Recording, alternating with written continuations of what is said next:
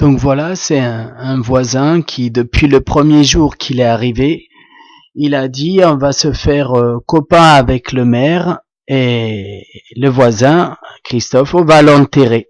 On va l'enterrer, le voisin.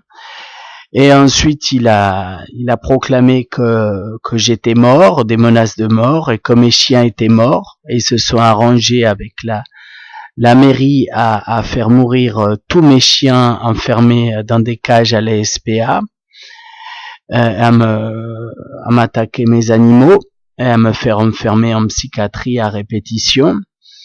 Depuis, ils ont aussi décidé à me mettre sous curatelle. Et le voisin, il est revenu me menacer, disant que il m'a dit t'es trop con, ta maison tu vas la perdre. Et en fait, pendant une année, toute l'année 2017, tous les mois, les gendarmes sont venus me harceler dans mon jardin pendant que je faisais mes travaux, en disant tu dois déménager, on veut ta maison, tu dois déménager, on veut ta maison. Un harcèlement sans relâche, parce que bon, ils ont beaucoup de gendarmes, ils ont beaucoup de voisins, beaucoup de gens. Après, ils utilisent les services médicaux, ils utilisent les médecins corrompus. Ils ont vraiment un réseau très très étendu. Hein. C'est un réseau qui va aussi après jusqu'au palais de justice de Chalon-sur-Saône, et avec les curatelles, et qui sont en lien avec les agences immobilières, tout justement pour vendre une bouchée de pain à la maison, comme le maire il a déjà fait dans le village avec plusieurs maisons. Ce qu'il s'apprête à faire, c'est de vendre les maisons pour une bouchée de pain pour ses cousins. Et donc ils m'ont fait des menaces sur ma maison. Mais ce qu'il faut savoir, c'est que cette cour et ce chemin m'appartient. Donc en fait, le voisin a un droit de passage sur le chemin, et que moi, ça fait depuis 1990 que j'entretiens cette cour et ce chemin.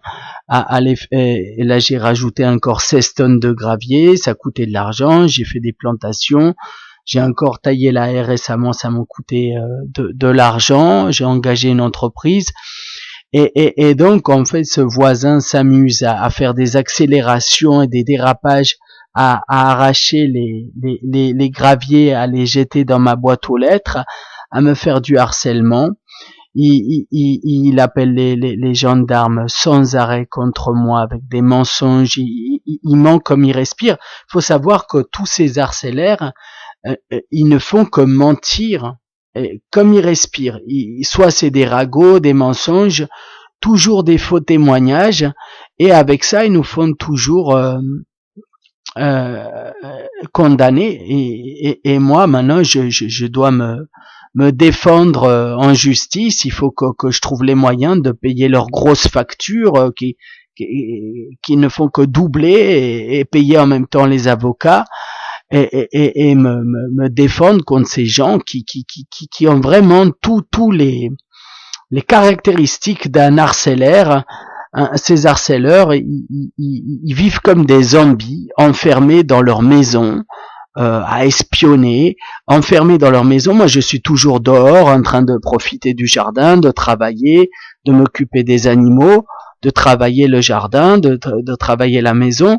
Mais ces gens sont cloîtrés chez eux, toujours enfermés. Il faut savoir, ce voisin aussi, il maltraite sa femme et ses enfants depuis longtemps, des disputes. Il a maltraité sa fille depuis un bas âge qu'elle s'est jamais exprimée.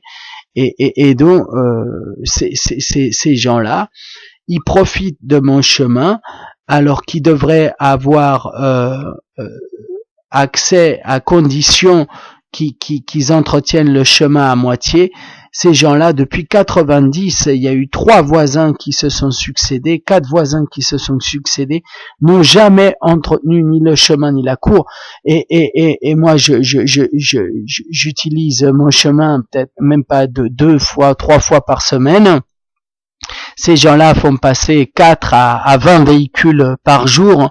Ça devient vraiment un abus total. Ils abusent vraiment de ma gentillesse et de ma générosité.